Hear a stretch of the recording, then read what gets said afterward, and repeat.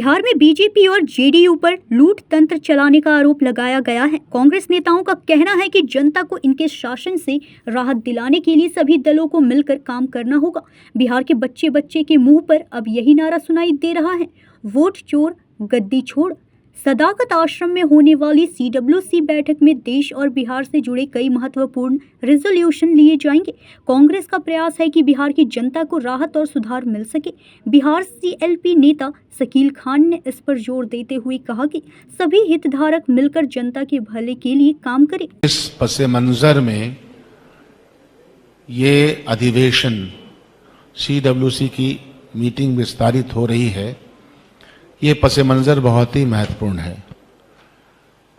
ये जगह तारीखी है और तारीख में न जाने कितने, ख़ास तौर पे जंग आज़ादी के ताल्लुक से अगर बात किया जाए तो सदाकत आश्रम का एक स्थान रहा है और जंग आज़ादी में शामिल तमाम बड़े नेता जिनका के नाम कहा, ये सब लोग इसमें शामिल रहे और फिर हमको आज़ादी मिली।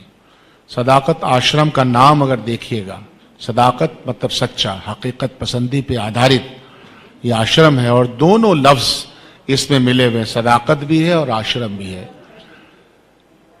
आज का जो पस मंजर है, सियासी पस मंजर जो आपके सामने है कि पिछले 20 सालों से और पिछले 11 सालों से मौजूदा बिहार की और देश की सरकार ने, दोनों ने मिलकर के जनता को और जनता के हर वर्ग को लूटने का और परेशान करने का काम किया है। इन परेशानियों से, इस लूट तंत्र से, इस चोरी के विधा से अगर निकलना है तो हम सब लोगों को इसमें काम करना पड़ेगा।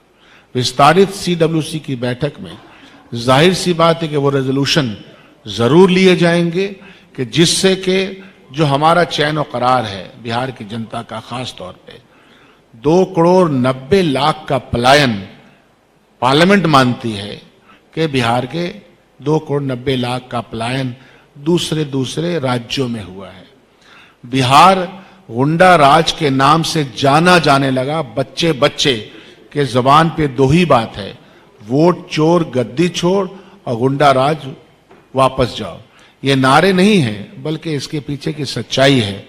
तो इसीलिए बहुत ज्यादा बात मैं नहीं कहूंगा। सदाकत आश्रम, जंग आज़ादी और उस जंग के बाद, जंग आज़ादी की लड़ाई के बाद सदाकत आश्रम में इजलास होना 24 तारीख को अपने आप में तारीखी, अपने आप में ऐतिहासिक है। इसमें रेजोल्यूशन लिए जाएंगे, बिहार की जनता के सामने आह्वान किया जाएगा।